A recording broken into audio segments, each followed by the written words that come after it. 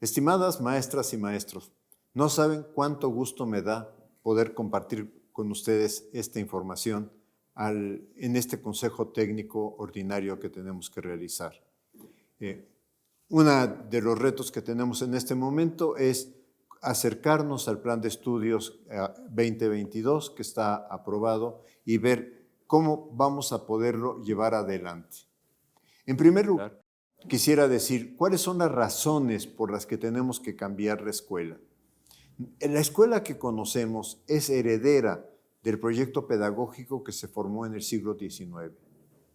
Así era la escuela de nuestros bisabuelos, abuelos, padres, hijos y nietos. O sea, si cerramos los ojos, prácticamente nada más vamos a ver vestimentas distintas en los salones de clase. Mantiene, por lo tanto, esa estructura del salón de clases, esa estructura hecha fundamentalmente para que haya un pizarrón al frente y para que el profesor tenga su escritorio y desde ahí hable. Insiste en un plan de estudios organizados por materias, un plan de estudios que todos conocemos porque así lo llevamos, donde se respetan los contenidos, donde la lógica de la disciplina es muy importante, pero sobre todo que hay dificultades para aprender los temas, porque estos temas, en estricto sentido, no se vinculan con la realidad. ¿Por qué queremos una escuela diferente? Por razones compensatorias. La investigación muestra una distancia entre contenidos escolares y la realidad social y cultural de los alumnos. El cambio es el principio de avanzar hacia una escuela justa, compensatoria, crítica, emancipadora. Quienes no están en la escuela, quienes han huido de la escuela, quienes decidieron no seguir en la escuela, fueron fundamentalmente porque la escuela los expulsó, porque el sistema educativo los expulsó al no reconocer su potencial y de alguna manera están fuera porque se castigaron sus debilidades para poder acoplarse a lo que la escuela se supone que tiene que lograr. También tenemos que cambiar por una serie de razones pedagógicas y didácticas. Existe un debate pedagógico nacional e internacional muy vivo, muy significativo, y podríamos decir que este plan de estudios es la primera ocasión en que retoma a fondo temas pedagógicos. Porque en el siglo XX la psicología desplazó a la didáctica. La psicología logró explicaciones sobre procesos de aprendizaje, y estos son importantes, pero se desplazó el entender cuáles son los procesos y cuáles son los procesos de formación que tiene que tener la escuela. También estamos buscando romper con las lógicas que siguieron otros cambios curriculares en donde se seguían las pautas que los organismos internacionales establecen a través de sus investigaciones. Pautas que tienen sus fundamentos, pero que reconozcamos son inadecuadas para el caso mexicano. El proyecto que estamos presentando constituye una propuesta de mayor profundidad a la impulsada por Torres Bodet en los años 60 del siglo pasado. Todos reconocemos el plan de estudios de 11 años, el plan de estudios por áreas de conocimiento, no por materias, los libros de texto gratuito, el desayuno escolar. En todos estos temas, México en ese momento fue un referente en América Latina. Y de alguna manera, con este proyecto curricular, buscamos que vuelva a ser un referente. Y también porque necesitamos romper con el proyecto de formar para la unidad nacional, que supone que hay una mexicanidad y que al mismo tiempo desconoce, descalifica las diversas formas de ser mexicano, las diversas culturas que forman identidades mexicanas en un sentido amplio. Transformar este plan de estudios reconoce que nosotros los docentes somos profesionales de la formación y del aprendizaje y que como todos profesional tenemos autonomía que de hecho hemos ejercido para trabajar con nuestros estudiantes y capacidad de tomar decisiones fundamentadas sobre aquello que hacemos con los estudiantes. El plan de estudios instaura, y este es un elemento central, una vinculación escuela, comunidad, territorio. Reconoce que cada escuela es única, que no hay dos escuelas iguales, que cada escuela tiene sus circunstancias y sus procesos y sus problemas. En ese sentido, la escuela está en un contexto específico.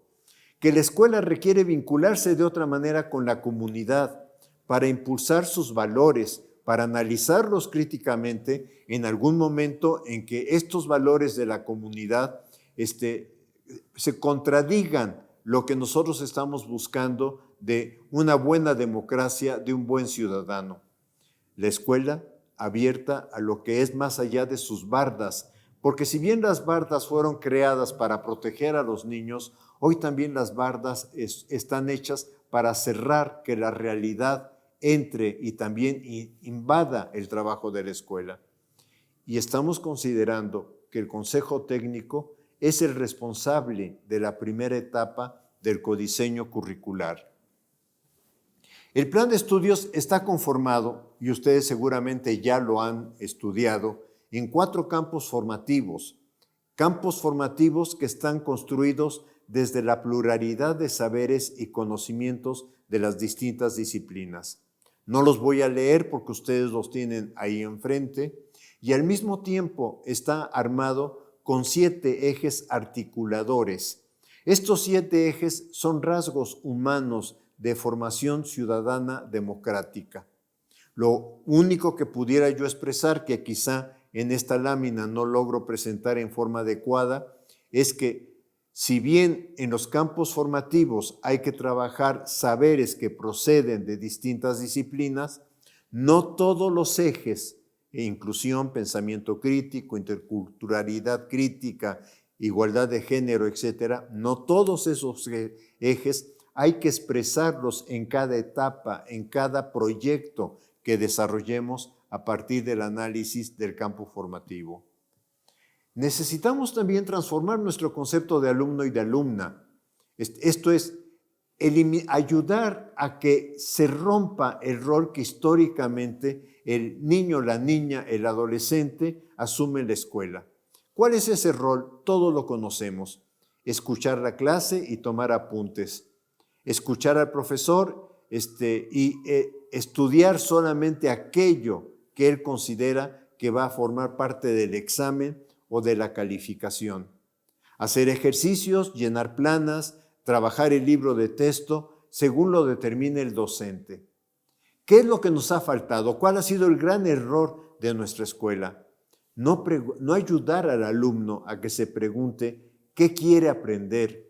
El aprendizaje tiene que ser algo de él, no incluso de que hablemos de motivación, no. El aprendizaje tiene que responder a ¿para qué quiero aprender algo? Y esto va a llevar muchísimo esfuerzo de nosotros y de las familias, por supuesto, y de la sociedad para que el alumno empiece a preguntarse ¿qué quiero aprender? Y entonces esto ayudará a que no trabajen solo por aquello que se califica en la escuela. Necesitamos transformar el concepto evaluación, calificación, evaluación formativa. Yo diría que en México y en el mundo se confunde evaluación con calificación y se considera que la evaluación sumativa y que los portafolios de evidencias y que las rúbricas y que todo esto hacen la evaluación. Yo diría, hagamos una distinción clara que el plan de estudios establece.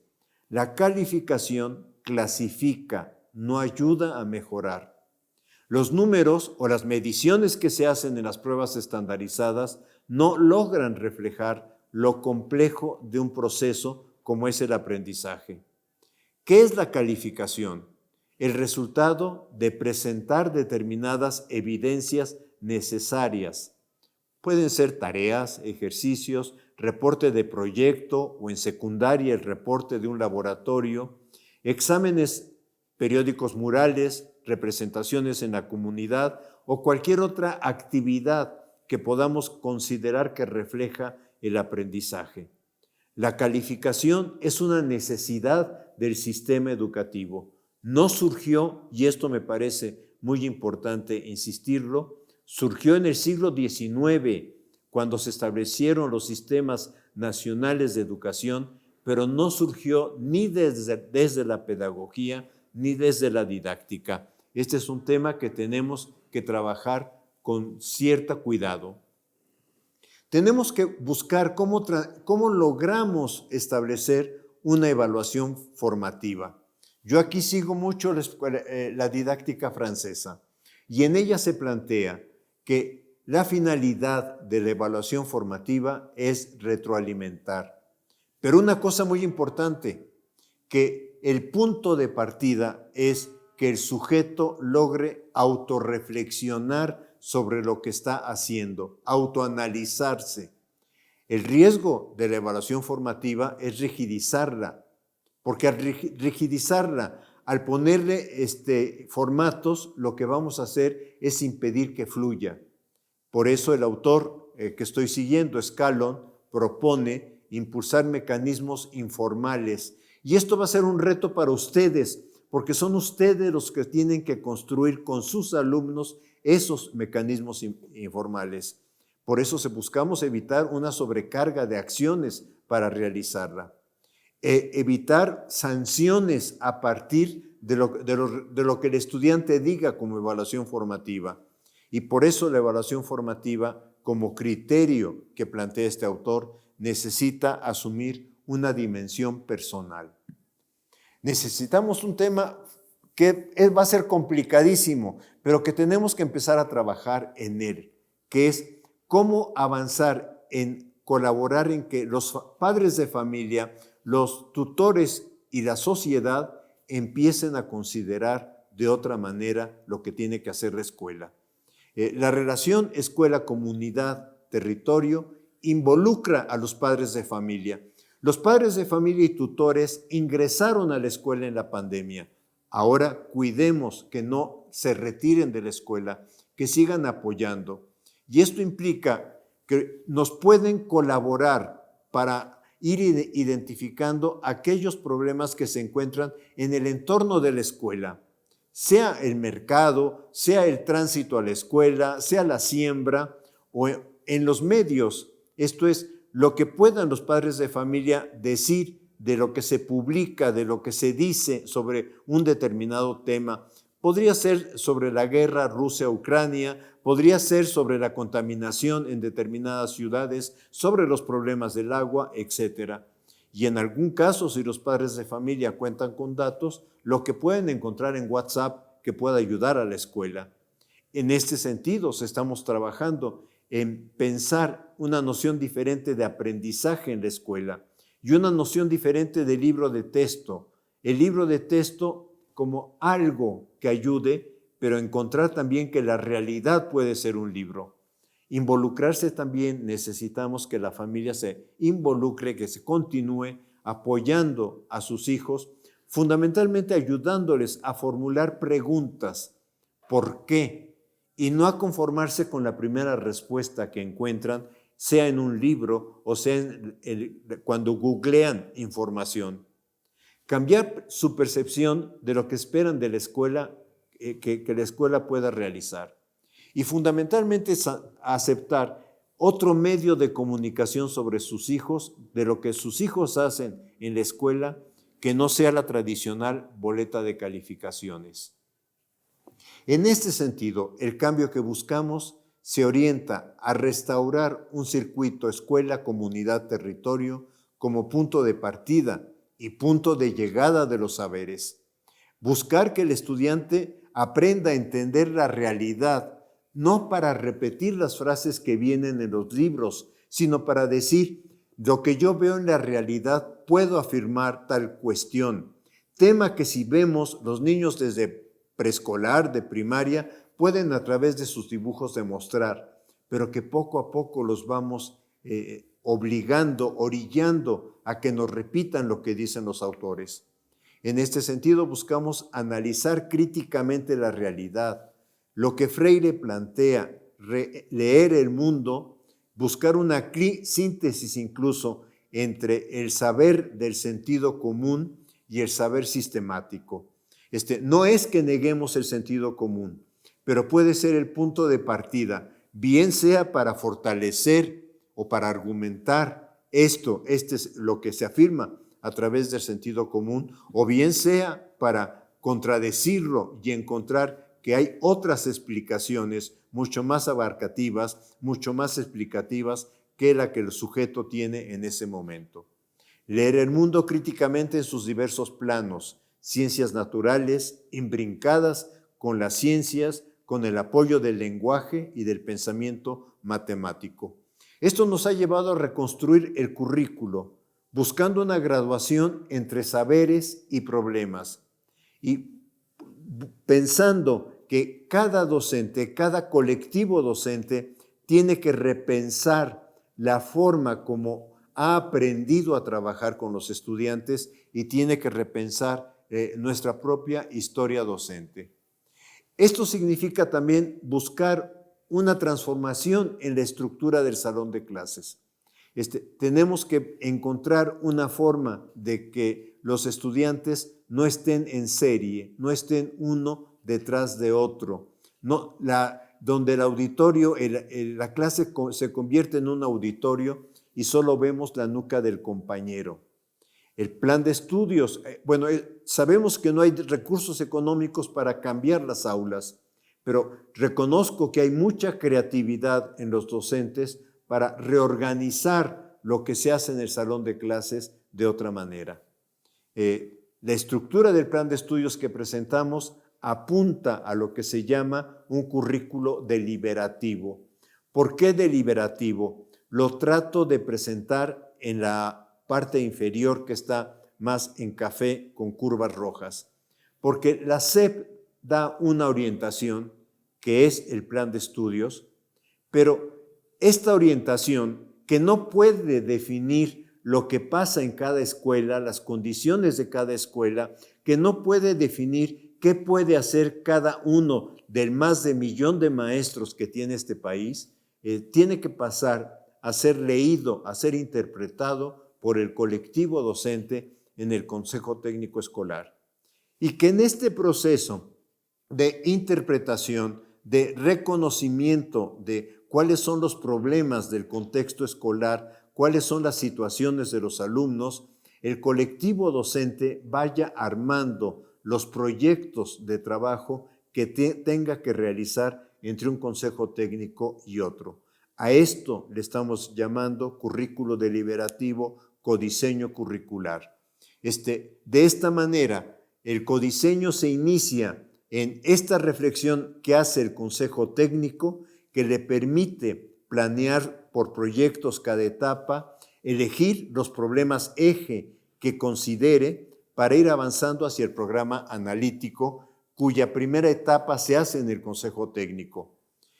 Posteriormente, cada docente va a enriquecer esos proyectos interpretándolos, adecuándolos a la realidad de su grupo escolar, incorporando contenidos que consideren relevantes. También tenemos que ir desarrollando experimentaciones en nuestra práctica para ir complementando el programa analítico. Posteriormente, estos elementos nos ayudarán a retroalimentar el plan de estudios. Entonces, el plan de estudios yo diría que está concebido como una dialéctica de arriba a abajo. La SEP hace la orientación, pero también esperamos con mucha, expectativa, esto que puede ser el currículo de abajo arriba, esto que ustedes pueden aportar diciendo estas partes curriculares tienen que completarse, tienen que construirse, tienen que reconstruirse de acuerdo a nuestra experiencia. En este sentido, yo diría que estamos armando un proyecto curricular abierto. En esta idea de reconocer el profesionalismo de los docentes aparece también el concepto de autonomía profesional del docente. Quiero decir una cosa, cuando un cirujano entra a un quirófano, no encuentra una lista que diga, si usted va a hacer una cirugía del aparato digestivo, los pasos que tiene que seguir son estos. Pero si enfrente dice, si va a hacer la cirugía de corazón, los pasos a seguir son estos. El cirujano tiene autonomía para tomar decisiones y esto es lo que queremos reconocer en el trabajo colectivo del Consejo Técnico Escolar, en la academia de docentes o en lo que realicen los docentes. para que puedan analizar y discutir los temas que consideren fundamentales del plan de estudios, para que puedan discutir también cuál es el contexto de su comunidad donde está la escuela y qué retos tiene que afrontar, porque no necesariamente todo lo que rodea la escuela, hablemos de alcoholismo, hablemos de drogas, hablemos de otro tipo de situaciones de la escuela los tiene que asumir, al contrario, tiene que afrontarlos y ayudar a los estudiantes a que vean cómo no son valores que vale la pena desarrollar en una formación democrática y discutir el programa sintético. En este programa colectivo del Consejo Técnico se inicia el codiseño curricular, que es la primera etapa del programa analítico. Esto es, el Consejo Técnico selecciona en sus discusiones los temas relevantes que afectan a la comunidad y analiza cómo los puede vincular con el programa sintético.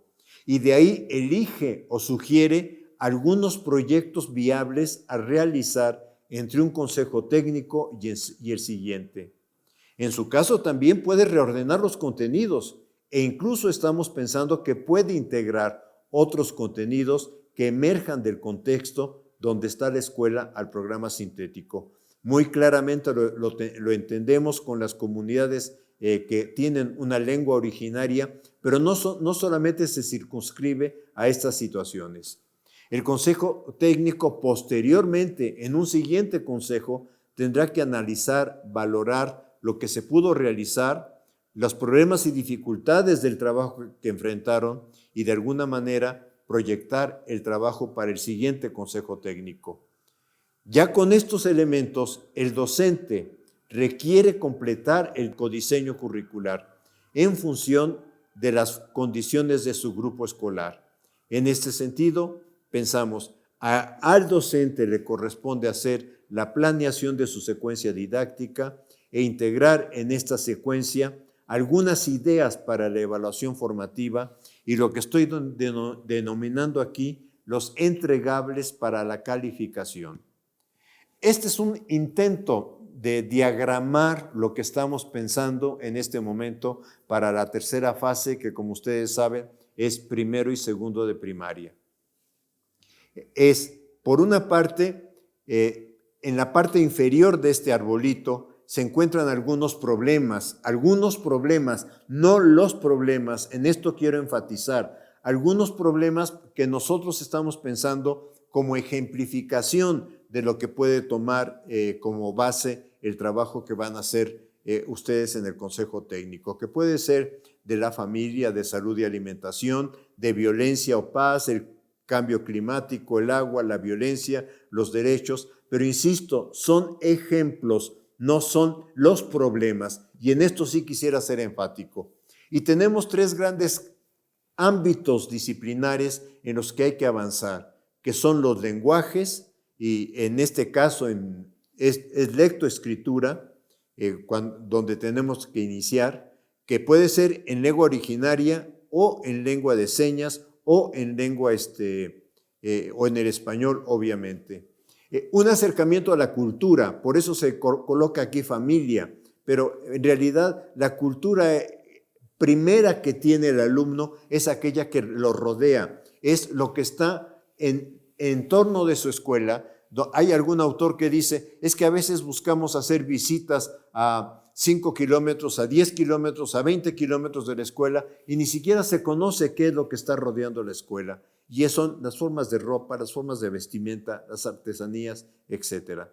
Y en última rubro aquí también es artes visuales, que son danza, música, teatro. Esto es, buscamos que el estudiante, y claramente se abre en este tema, entienda que los artes visuales son una forma de lenguaje, son una expresión del lenguaje, sea estética, de pintura, de música y de bailar. Lo que rodea el árbol es como ir diciendo, tenemos que ir construyendo el proyecto de trabajo, articulando estos saberes, articulándolo de alguna manera en que vayamos avanzando en torno a ellos. Aquí está un ejemplo también Ejemplo no es la definición del programa sintético de saberes y pensamiento científico. Aquí se ve con más claridad en el tronco del árbol pensamiento matemático y pensamiento científico. Vemos un ámbito de temas, cuerpo humano, salud, alimentación, animales y plantas. Vemos los problemas. Aquí quedó un poquito más claro, por ejemplo, en pensamiento matemático para el primero y segundo de primaria, ordenar, series, conteos, operaciones básicas, figura geométrica, etc. O sea, pero son ejemplificaciones de lo que de alguna forma tienen que construir. Como todo ejemplo, como todo intento de diagramar, tiene sus limitaciones. Esta es una propuesta de un modelo dinámico de planeación didáctica. Por una parte tenemos la planeación, problemas contextuales, los saberes que tienen los alumnos y los saberes sobre los cuales tendríamos que trabajar, los procesos de grado creciente de complejidad, y por otra parte lo que intento de alguna manera trabajar es que se planea simultáneamente secuencia didáctica, espacios de evaluación formativa y entregables para calificar. Y que hay una relación mutua entre estos tres elementos. Esto es, las situaciones, problemas o los proyectos o los contenidos que vamos seleccionando después se van a traducir en determinados entregables y van a aparecer en la evaluación formativa en términos de los alumnos están mostrando aprendizaje, los alumnos están mostrando dificultades para hacer la tarea o dificultades en los trabajos, etcétera. Y entonces estos pueden ser los puntos de reflexión en la evaluación formativa que tendrían que ver a qué se deben y sobre todo qué circunstancias lo causan y qué podemos hacer en conjunto maestros, alumnos e incluso en su momento padres de familia. Y esto también lleva a repensar las secuencias didácticas. Por eso lo que estoy planteando aquí y lo estoy planteando como dinámico es esto entra en movimiento, como toda gráfica tiene sus limitaciones, pero entra en movimiento. Lo que no quisiera, por favor, para los colegas directores, supervisores, es que esto lleve a que se les exija a los maestros por semana una planeación de este tipo. Si exigimos una planeación rígida, lo que vamos a hacer es llenar de trabajo al maestro e imposibilitarle trabajar en el aula. Tenemos que encontrar una forma de que esto no se traduzca en un documento para que nada más haya grandes orientaciones sobre las cuales el docente pueda trabajar. Los docentes tenemos creatividad y la hemos mostrado y la mostramos muchísimo en la pandemia. Por ejemplo, nadie nos dijo utilicen el WhatsApp. Nadie nos dijo algo que una compañera que trabajó en medio rural me escribió y me llamó mucho la atención, que dijo el cuadernillo viajero.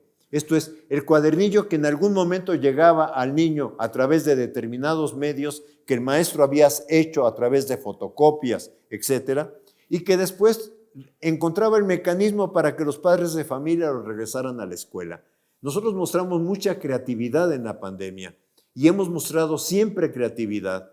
Y este proyecto se basa en reconocer la formación, la creatividad del maestro para ofrecer formas de trabajo a nuestros estudiantes. No quisiera terminar sin formular algunas posibles, y también insisto, posibles preguntas generadoras desde la perspectiva de Freire. O sea, utilizando el concepto de palabra generador de Freire, intentando llevarlo a lo que tenemos como reto en el Consejo Técnico. Y en ese sentido las preguntas serían, ¿qué reto representa la propuesta pedagógica del Plan de Estudios 2022 para el trabajo colegiado en la escuela? ¿Qué situaciones del contexto que afectan el entorno escolar pueden convertirse en referente para desde ahí organizar proyectos integradores? ¿Cómo imaginamos que desde ese proyecto se puedan integrar saberes de distintos ámbitos disciplinarios? ¿Cómo podemos pensar que se puede realizar la evaluación formativa sin que ésta se rigidece? Pero, compañeros maestros, la verdad tómenlas como preguntas generadoras. Si no les sirven, no las tomen. Que el Consejo Técnico Escolar con responsabilidad, con la responsabilidad profesional que tenemos, armemos entonces las preguntas generadoras que nos ayudarían a nuestro trabajo. Solo me queda agradecerles y esperar que esta pequeña intervención con ustedes haya sido de su interés. Muchas gracias. Gobierno de México.